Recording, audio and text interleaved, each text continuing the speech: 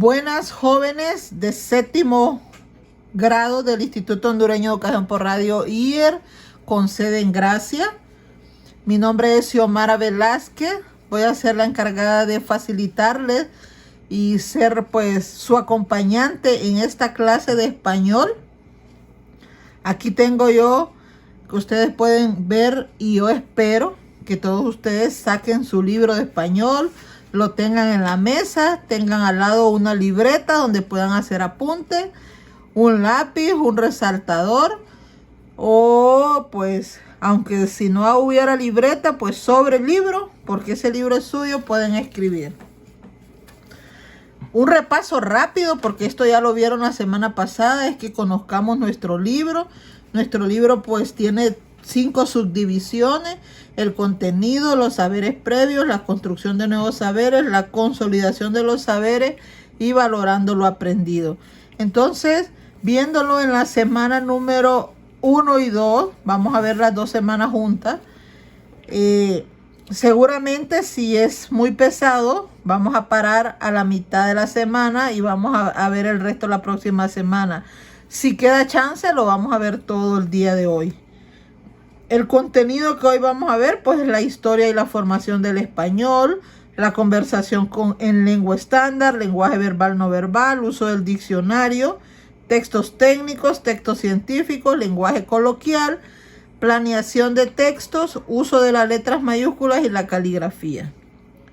Entonces, este es el contenido según lo muestra nuestra guía de uso del libro.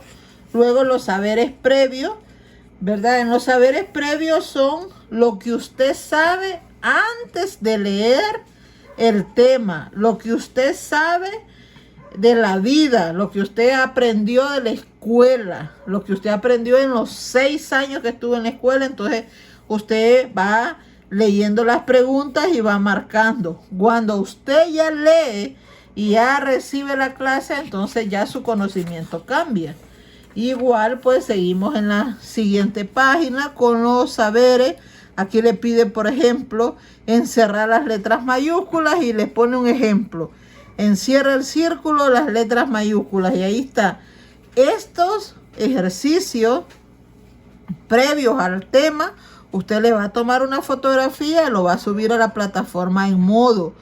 Yo les voy a revisar sus tareas en la plataforma, les voy a poner sus exámenes, les voy a hacer la evaluación y durante toda la clase, al final de escuchar la clase, yo voy a estar para contestar todas las preguntas y las dudas que usted tiene. Por supuesto, la participación de ustedes con preguntas, con dudas, con comentarios, con aportaciones también va a ser tomado en cuenta, porque eso significa que usted está escuchando la clase, está participando, está aprendiendo. Luego entonces entramos a lo que es la construcción de nuevos saberes. Aquí el tema, ¿verdad?, que ya nos toca pues en esta semana, dice historia y formación del español, los aportes de otras lenguas en esta historia. Vamos a conocerla. Entonces ustedes ven que dice que el idioma que hablamos recibe el nombre de español, pero también se le conoce como castellano. Pertenece al grupo de lenguas románicas o romances que resultaron del latín vulgar. Y como pueden observar en su libro, la Constitución de la República de Honduras en 1982 señaló como idioma oficial el español. Si ustedes lo buscan en la Constitución, ahí lo van a encontrar. Entonces, nosotros, el latín, que es donde desciende nuestro español, tenía desde la época antigua 2 formas: el latín clásico y el latín vulgar. En el latín clásico era el que era usado por la gente culta de aquellos tiempos, y el latín vulgar que era usado por la gente común. El español ha evolucionado constantemente. Es una de las 10 lenguas romances que son lenguas relacionadas entre sí que evolucionaron del latín vulgar. Y las podemos ver, aquí están las 10 lenguas, miren. que han evolucionado: rumano, italiano, dialectos réticos, sardo, francés, occitano, catalán, español, portugués y gallego. Esa es más o menos de la historia, ¿verdad?, resumida de dónde viene nuestro español. Entonces dice que el español nos muestra la evolución. Y lo podemos ver. La evolución del español tiene etapa prerromana, etapa romana o romanización, etapa de invasión árabe. Tiene, si le damos vuelta a la hoja, tiene etapa de reconquista, etapa de renacimiento y etapa de español moderno. Quiere decir que la evolución de nuestro español pasa por 6 etapas. ¿Cuáles son esas etapas? Pues la prerromana dice que es antes de la llegada de los romanos. La península ibérica estaba ocupada por grupos que tenían influencias léxicas, fonéticas y gramaticales. Entre estos, celtas, iberios, todas las personas, griegos, vascos, cartagineses. ¿Cuál es la etapa romana o romanización? Dice que los habitantes de la península ibérica asimilaron la forma de vida y la lengua de los romanos, de estos aquí arriba. El latín escrito se convierte en la lengua culta, palabras que conservan: guerra, yelmo, espía, guardián. ¿Qué siguiente etapa? Etapa de invasión árabe. Los árabes conquistaron la península ibérica cuando era románica. Entonces, el latín que se hablaba en cada zona de la península empieza a evolucionar, empieza a tener distintas formas, generando los dialectos romances: catalán, aragonés, leones, castellano, gallego, mozorabe. Palabras que se conservan: álgebra, alcohol, almacén, viene de esa mezcla. O sea, ya es nuestra tercera etapa. En la cuarta etapa, que está en la siguiente hoja, ustedes todos con su libro en la mano, está la cuarta etapa, que es la de reconquista. Los reinos cristianos recuperan la península ibérica. Aquí dice Alfonso X. Entonces Castilla adquiere el control de la política y el castellano. Alfonso X, el sabio, convierte el castellano en una lengua administrativa y cultural. Funda con los eruditos de la cultura judía, musulmana y cristiana la Escuela de Traductores de Toledo. En la quinta etapa del Renacimiento, el castellano se convierte en una lengua oficial, el español, y comienza a propagarse por América y se convierte en una lengua cultural que se difunde gracias a la imprenta. Aquí aparece ya el primer diccionario ya escrito. Este periodo se fija la forma de pronunciar las palabras. Aparece el primer diccionario, Tesoro de la Lengua Castellana. Así se llamaba el primer diccionario. Ustedes ven una fotografía acá.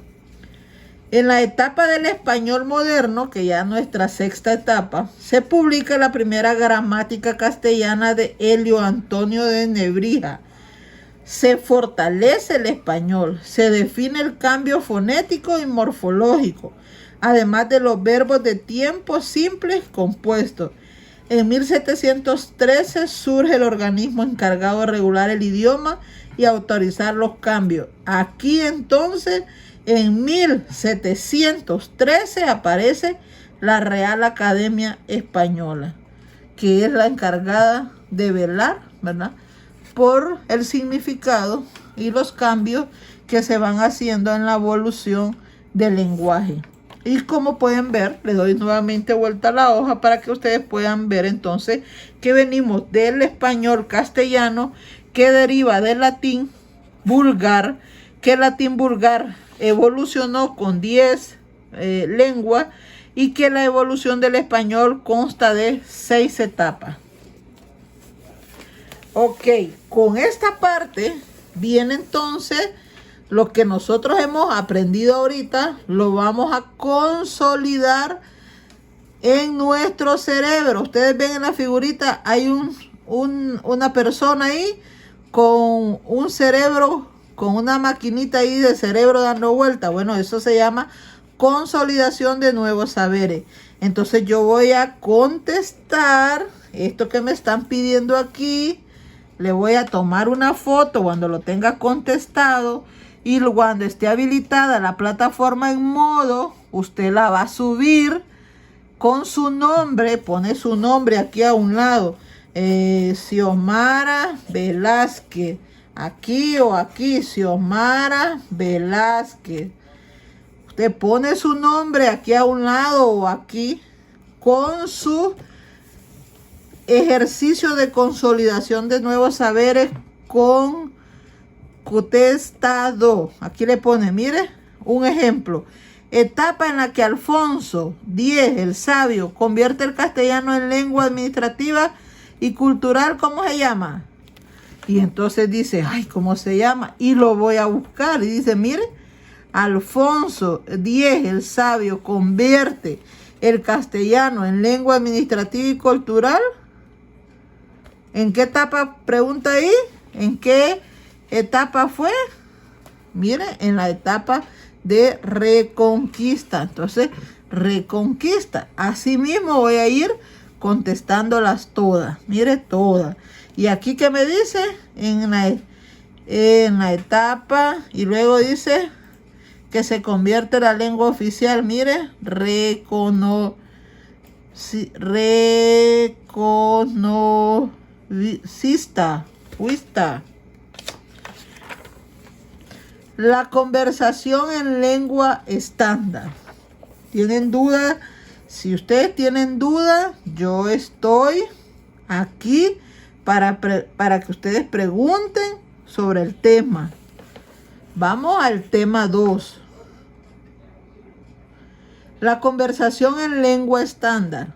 Para entender qué es una conversación en lengua estándar, primero tenemos que conocer qué es una conversación. Dicho de forma sencilla, una conversación es hablar familiarmente con una o varias personas, que también se le conoce charla o plática. Y le llamamos conversación con lengua estándar porque utilizamos la lengua que usa la comunidad, el país, el sitio donde vivimos, que es la misma lengua que se usa en la escuela, que sale en los periódicos, que hablan en la radio, que dicen las misas en la iglesia, que usan en las varias iglesias, las transacciones comerciales, los actos públicos. Por eso decimos estándar, porque es la lengua común que tenemos todos. También el lenguaje verbal y no verbal. El lenguaje verbal y no verbal, entonces, ¿qué dice el libro? Que el lenguaje verbal es el que permite comunicarse entre personas, ya sea de dos formas, oral o escrita. Y gracias a la combinación de varias características, el lenguaje verbal se desarrolla por medio del lenguaje oral y el lenguaje escrito. Entonces aquí lo podemos nosotros ver, que el lenguaje verbal, cuando decimos el lenguaje verbal, vamos a entablar, dice lenguaje oral y lenguaje escrito. Y lo podemos ver las dos diferenciaciones aquí, mire. ¿En qué consiste el lenguaje oral? Consiste en la emisión y producción de palabras. Las señales son sonoras y comprende nivel fonético, nivel morfosintáctico y nivel léxico. Y ahí se lo va explicando cada uno de ellos. El lenguaje escrito, ¿qué es? Es el conjunto de signos gráficos. Es decir, las letras que se utilizan para hacer un texto escrito. ¿Qué comprende? La gramática, los grafemas, la semántica y la morfosintaxis. Aquí mismo entonces podemos ver que tenemos lenguaje verbal, no verbal. ¿Cuál es el verbal? El oral y el escrito. ¿Cuál es el no verbal? El no verbal es aquel que usamos sin hablar o sin escribir, es decir, por medio de señas, gestos, símbolos, sonidos e imágenes, entre otros. ¿Y cómo lo podemos ver aquí representado en estas imágenes? Mire, un icono, o sea, un mapa, un dibujo, una figura, como por ejemplo las figuras que encontramos en las calles, que si es curva, que si es recto, que si cruzan animales, esos son iconos. Indicio, mantiene una relación de causa-efecto. Por ejemplo, cuando vemos un volcán echando humo, es que va a hacer erupción. Vemos nubes muy bajitas a la tierra, es que va a llover. Esos son lenguajes no verbales. Símbolo. El símbolo de la relación. Por ejemplo, la relación es tradicional y su significado está establecido.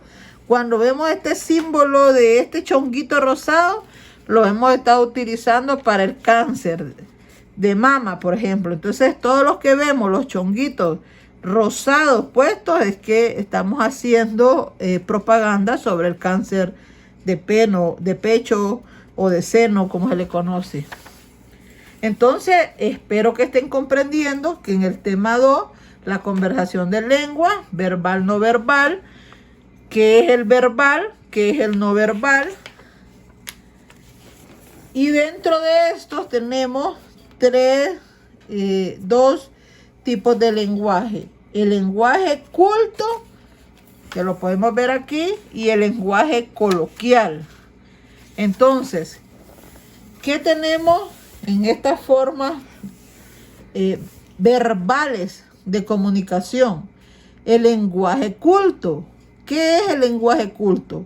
Para comunicarnos todos usamos básicamente el lenguaje, pero existen diferencias en la forma de cómo lo utilizamos. Por ejemplo, la forma en que habla un estudiante de primaria no va a ser la misma la de un periodista, pues influye el acceso a la educación que han tenido, lo que han leído y la expresión escrita. ¿Cuáles son las características de un lenguaje culto? Uso de palabras y oraciones complejas. Se adquiere a través de la educación en el hogar, la universidad, la autolectura, la lectura de muchos libros, la formación autodidáctica de uno. Uso de vocabulario variado y con gran precisión. Utiliza las normas gramaticales y oraciones complejas. El lenguaje culto es reflejo de la cultura y de los conocimientos de la persona que está hablando o escribiendo. Este tipo de lenguaje se encuentra en textos literarios y técnicos científicos. ¿Qué usted aprenderá más adelante? El lenguaje culto influye en el lenguaje literario y el lenguaje técnico. Observe los dos. Y acá vamos a leer entonces esta novela y este cuento. El baúl de los recuerdos y Al compás de la agonía. Y entonces le presenta a usted dos tipos de lenguaje. Y aquí podemos ver entonces a qué se refiere cuando habla de lenguaje coloquial. ¿Qué es? El lenguaje coloquial es el uso del lenguaje en un contexto informal o familiar. Es similar a una plática con otras personas. Se llama así porque la forma de hablar es natural. Se usa normalmente en la familia o con amigos. Es muy expresiva, se usa diminutivo, aumentativo o comparaciones, frases cortas, repeticiones y a veces se descuida la pronunciación correcta. Su uso puede ser en forma oral o escrita. Y aquí tienen los ejemplos. Aquí está Teófilo Trejo. ¿Han oído ustedes los cuentos de Teofilito? Entonces Teofilito, en su libro de los cuentos de Teofilito, usa mucho lenguaje coloquial. Y aquí un fragmento dice: ajá, Teofilito, ¿qué tal? Bien, ¿y usted? Bien. ¿Qué anda haciendo? Venía a visitar a la novia. Pero no está. Teofilito, usted como que es medio cobarde. Yo creía que usted era más hombrecito. Venga para acá, pase adelante y no tenga miedo. Entonces, si ustedes ven este fragmento de uno de los cuentos de Teofilito, podemos ver entonces el tipo de lenguaje más, digamos que en familia, más de amigos, más de la tierra adentro, como se le dicen en los grandes pueblos. Y aquí mismo hay otro fragmento, La viejita y el dundo, de Mario Ardón Mejía, ¿verdad? Y así una serie de fragmentos de cuentos de estos hondureños que son cuentistas, que tienen este trabajo literario. Entonces ustedes pueden ver ahí los ejemplos.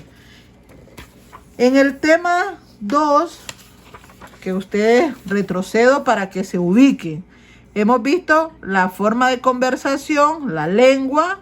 Esta lengua es en verbal, no verbal. Aquí los ejemplos, cuál es verbal, no verbal. Y los dos tipos de lenguaje, culto y coloquial. Y viene entonces aquí la consolidación de saberes. Marque con una X si corresponde a indicio, icono o símbolo. Y acá le pregunta, le tomo una fotito con su nombre por aquí, por acá, y lo sube a la plataforma para podérselo revisar. Vamos al tema 3. Hoy, en esta clase de hoy, vamos a ver hasta el tema 3. La siguiente semana, ¿verdad? No vamos a esperar al sábado, sino que el martes por tarde o miércoles va a haber otro video que ya va a estar subido para que el sábado vamos a ver semana 3. ¿Oyeron? Vean a su libro. Estamos ya en la página 19, 18 y 19 del libro. Estamos en el tema que dice, ¿qué es el diccionario? César dice y cuenta una historia aquí de César. ¿Ya? César está platicando, César es un estudiante, está platicando con Ana y hablan sobre maquila, pero Ana desconoce qué es maquila. Entonces, ¿qué tiene que hacer Ana? Investigar. Para eso, ¿se acuerdan que vimos que apareció la Real Academia Española para definir palabras, para definir qué significaban los escritos? Aparece entonces a la RAE, R-A-E, significa la Real Academia Española. Define al diccionario como un libro en el que se recogen y explican en forma ordenada las palabras o expresiones de una o más lenguas, de una materia concreta, acompañadas de su definición. Un diccionario es un libro de consulta, una herramienta importante de aprendizaje. Ya le ayudará a pronunciar, escribir bien las palabras o entender el significado, a identificar el origen y ampliar el vocabulario. ¿Cómo se utiliza el diccionario? Entonces, jóvenes de 7º grado, todos tenemos que tener un diccionario y vamos a ir haciendo ejercicios y buscando palabras. Por ejemplo, todos debemos de preguntarnos en el diccionario y buscar la palabra motocicleta, la palabra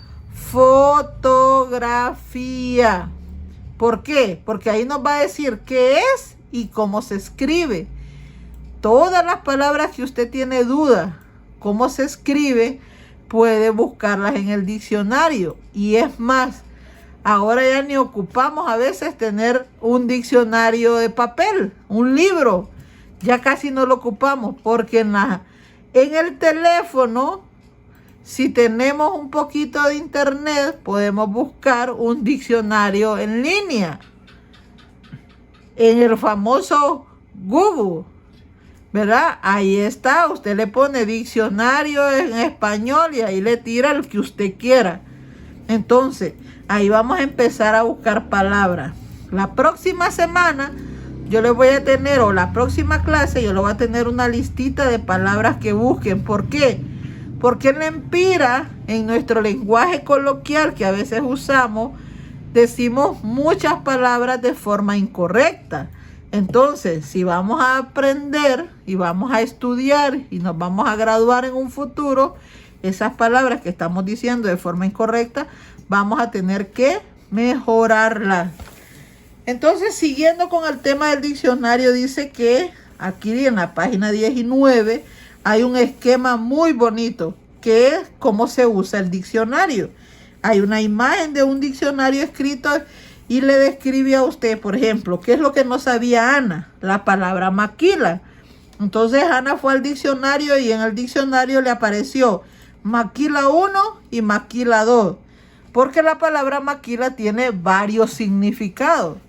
Y a esos varios significados, ¿verdad?, se le llaman acepción. Tiene varias acepciones. Entonces, ¿de qué estaba hablando Ana? ¿De maquila 1 o de maquila 2? Cuando buscamos la palabra maquila, dice maquila, y aquí le va explicando a usted la flechita, porción de grano de harina. No, eso no era lo que hablaba Ana. Entonces me voy al 2 y dice maquila. Es femenino. En El Salvador, Guatemala, Honduras y México es trabajo de manufactura textil parcial realizado por eso, de fábrica destinada a la maquila. Entonces Ana me dice que una maquila es una fábrica destinada al trabajo textil, es una empresa, ¿entienden? Entonces el diccionario aquí tiene que repasar, abrir un diccionario y repasar esta página 19 donde dice cómo hacerlo. Y ustedes pueden ver que hay tipos de diccionario de lo que usted quiera. Como el español es una lengua en constante cambio, cada día surgen nuevas palabras y estas se agrupan en los diccionarios de uso. Y pueden ver ustedes aquí lengua española, diccionario etimológico, diccionario de la lengua española ideológico, de sinónimos y antónimos, de dudas, de todo lo que ustedes quieran aquí. Mire, hay español, inglés. Entonces usted los revisa, los lee, se los aprende, cuáles son los tipos de diccionarios que el libro nos está presentando y que existen. Y ya les había explicado, mire, diccionario en línea, permite consultar diccionarios a través de las páginas de internet y aquí les dice cómo. Ahora bien, viene la consolidación de saberes sobre el tema que acabamos de ver y dice, usted lee este texto y contesta lo que se le pide. Le toma la foto y mientras estamos esperando abrir la plataforma, usted lo va llenando y luego lo sube. ¿Tienen alguna duda? Porque yo estoy aquí esperando oír sus opiniones, esperando oír sus preguntas, porque hoy vamos a llegar hasta el tema de diccionario. Martes, a más tardar miércoles, vamos a terminar los otros temas que nos quedan a partir de la página 22 hasta terminar la semana 1 y 2. Muy bien, jóvenes, estoy esperando.